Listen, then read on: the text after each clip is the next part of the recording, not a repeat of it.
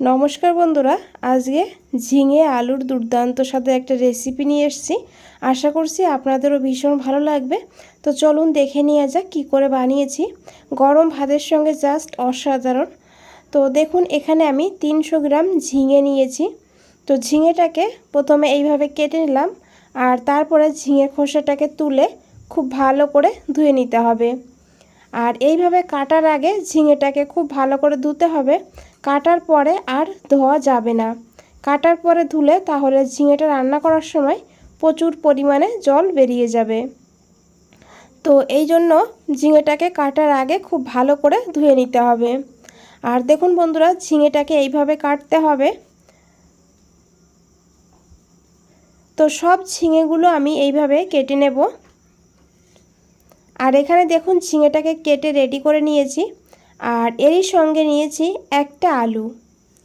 তো এখানে আলুটাকেও আমি পাতলা পাতলা করে কেটে নেব, কারণ ঝিঙেটা রান্না হতে টাইম লাগবে না, আর আলুটা রান্না হতে বা সিদ্ধ হতে টাইম লাগবে। তার জন্য আলুটাকে এইভাবে কেটে নিতে হবে। দেখুন বন্ধুরা, এইভাবে আলুটাকে কেটে নিতে হবে। তো আমি একটু ভালো করে দেখিয়ে দিই। খুব বেশি দেখুন পাতলাও হয়নি, আবার খুব মোটাও হয়নি। তো এইভাবেই আলুটাকে কাটতে হবে। আলুটাকে খুব ভালো করে ধুয়ে নিতে হবে। এখানে নিয়েছি দুটো পেঁয়াজ, মিডিয়াম সাইজের। পেঁয়াজটাকে এখন ঝিরিঝিরি করে কেটে নিতে হবে।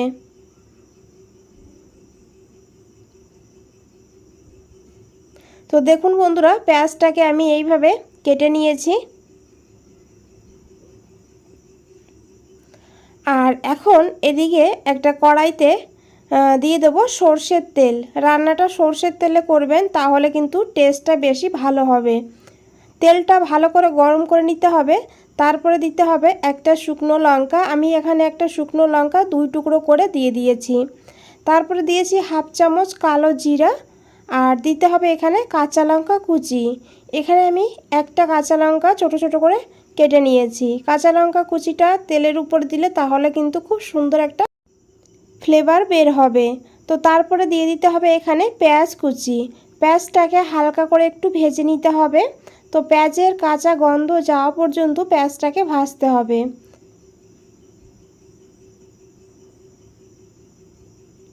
তো দেখুন বন্ধুরা, এখানে পেঁয়াজটাকে ভেজে নিয়েছি। তো এখন দিয়ে দিতে হবে এখানে কেটে রাখা আলুগুলো। তো আলুগুলোকে এখন এই পেঁয়াজের সঙ্গে একটু ভেজে নিতে হবে হালকা করে। খুব বেশি ভাজতে হবে না, একদম লাল করে, তাহলে পেঁয়াজটা বেশি ভাজা হয়ে যাবে।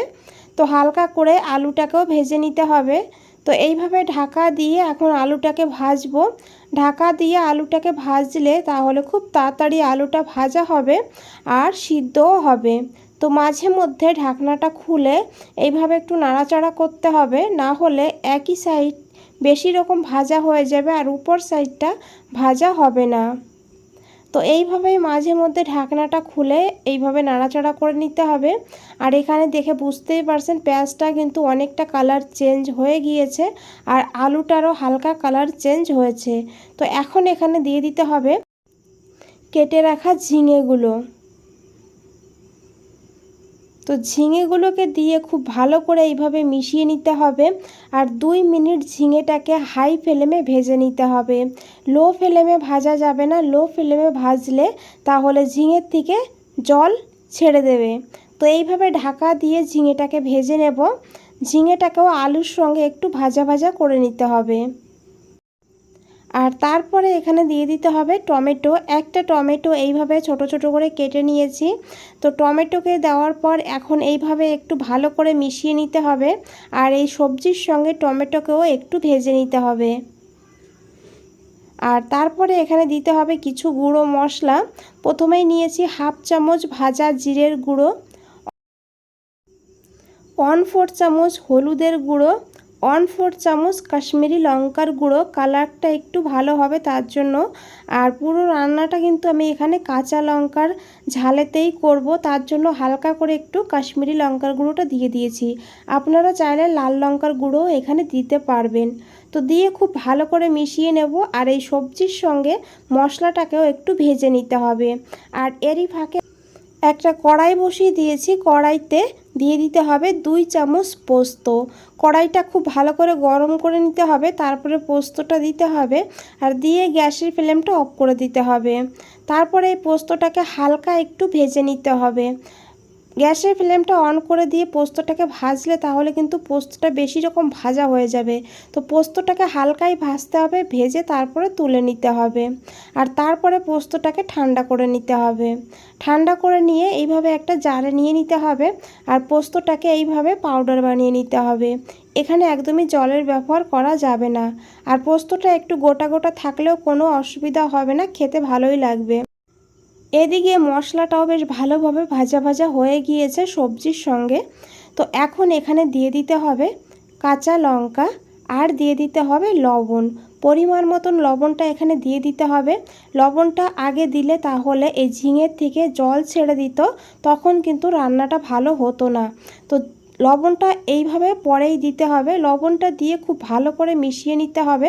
তারপরে দিয়ে দিতে হবে গুঁড়ো করে রাখা পোস্তটাকে দিয়ে খুব ভালো করে এভাবে মিশিয়ে নিতে হবে। বন্ধুরা, রেসিপিটা ভালো লাগলে অবশ্যই একটা লাইক দিয়ে দেবেন। আর নতুন বন্ধুদের বলছি, চ্যানেলটা এখনও সাবস্ক্রাইব করে না রাখলে চ্যানেলটা সাবস্ক্রাইব করে পাশে থাকুন আর আমাকে সাপোর্ট করুন। আপনারা সাপোর্ট না করলে কিন্তু আমি আগে যেতে পারবো না। আর নিচে বেল আইকনটা আছে, সেটাও প্রেস করে রাখবেন। যখনই নতুন কোনো রেসিপি দেবো সবার আগে আপনাদের কাছেই পৌঁছে যাবে। তো দেখুন বন্ধুরা, খুব ভালো করে মিশিয়ে নেওয়ার পর আমি 5 মিনিটের জন্য লো ফ্লেমে ঢাকা দিয়ে দিয়েছিলাম। 5 মিনিট পর ঢাকনাটা খুলে নিয়েছি। তারপরে খুব ভালো করে মিশিয়ে নিয়েছি। তারপরে দিয়ে দিয়েছি কয়েক দানা চিনি। চিনিটা পুরোপুরি এখানে অপশনাল, যদি ভালো লাগে দেবেন, না হলে না দিলেও হবে। দিয়ে খুব ভালো করে মিশিয়ে দিয়েছি আর এখন এইভাবে ঢাকা দিয়ে আরও 1 মিনিট লো ফ্লেমে রেখে দেব। আর রান্নাটা লো ফ্লেমেই করতে হবে। তারপরে ঢাকনাটা খুলে নিয়েছে, দেখুন কতটা লোভনীয় লাগছে। এইভাবে ঝিঙে আলু ভাজা করলে তাহলে কিন্তু দুপুরে বেশ খানিকটা ভাত খাওয়া হয়ে যাবে এই রেসিপি দিয়েই। তো বন্ধুরা, ভালো লাগলে অবশ্যই একটা লাইক দিয়ে দেবেন, শেয়ার করে দেবেন, কমেন্ট করে জানাবেন। বন্ধুরা, আজ তাহলে এই পর্যন্তই। ফিরে আসছি নতুন কোনো রেসিপি নিয়ে। ভালো থাকবেন, সুস্থ থাকবেন। আপনাদের সবাইকে অনেক অনেক ধন্যবাদ।